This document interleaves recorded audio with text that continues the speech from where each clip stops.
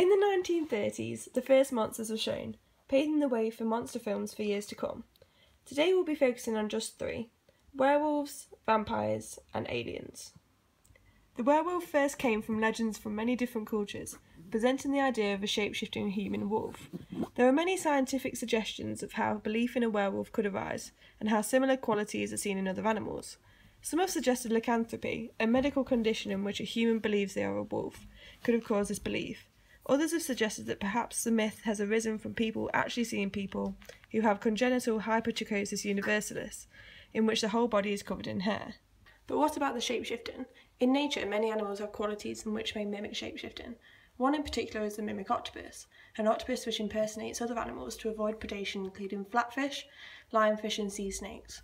Many other animals also morph themselves to mimic their environment, including cuttlefish and the golden tortoise beetle.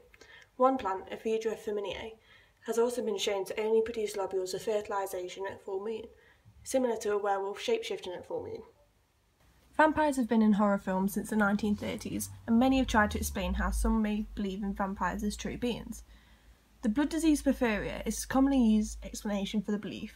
Porphyria sufferers lack an enzyme which results in the interference of production of heme and haemoglobin.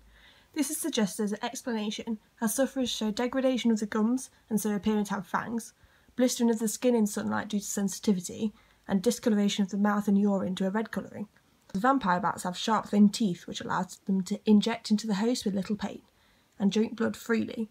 One species of finch on the Galapagos Islands is also known to supplement its diet with blood from other birds such as the blue-footed booby, as seen here, by pecking holes into their bodies.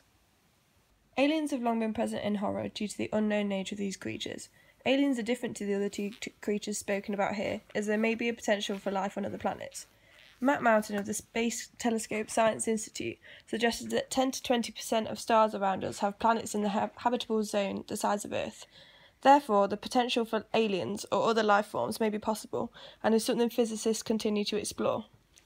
Many animals, however, show features that look otherworldly, and may give inspiration to filmmakers creating these otherworldly creatures. The semi-translucent Dumbo octopus lives in the deep sea and grows up to around 20 to 30 centimetres, with ear-like fins above the eyes, hence the name. The axolotl is an amphibian, which grows up to 18 inches and can regenerate limbs and tissue on injury. They also remain in their larval form, unless their habitat dries up.